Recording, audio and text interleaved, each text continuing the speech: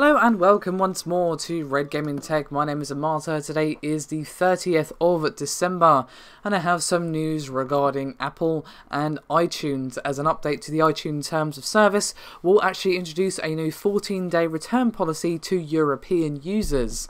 Now, this was announced by Apple, and unfortunately the new policy comes with one rather large caveat.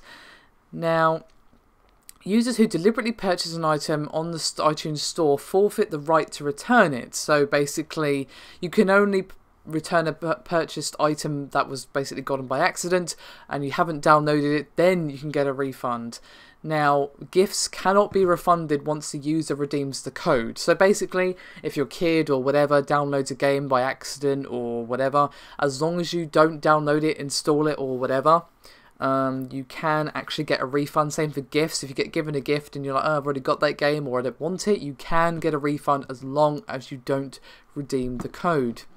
Now, the iTunes terms of service reads, quote, "To cancel your order, you must inform us of your decision. To ensure immediate processing, we recommend you use Report a Problem to cancel all items with the exception of iTunes Match, Season Pass, Multi-Pass, and unless purchased from a third party or redeemed, iTunes gifts and allowances, which can be cancelled by contacting iTunes support.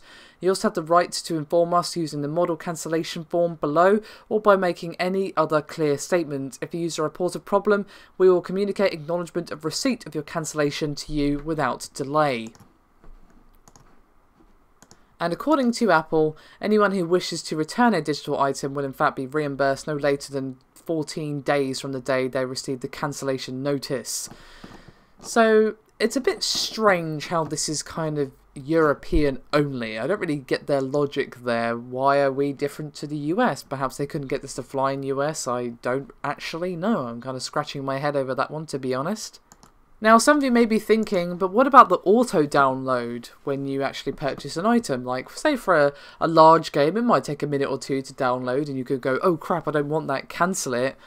But say you're just downloading a song, that's probably going to be finished before you can actually cancel it, before you actually have the realization that you've accidentally clicked on the wrong one or whatever.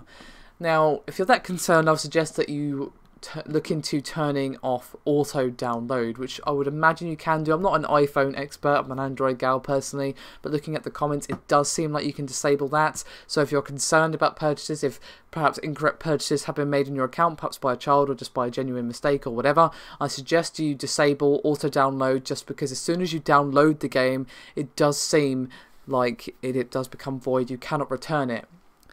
Now, I would imagine it's the whole thing. Like, say if you download certain bits of an album, you haven't got the whole album, I would imagine that would be okay. It does give me the impression that as long as you haven't downloaded the entire thing, you are eligible for a refund, but of course do not quote me on that. I'm just judging from what Apple has said.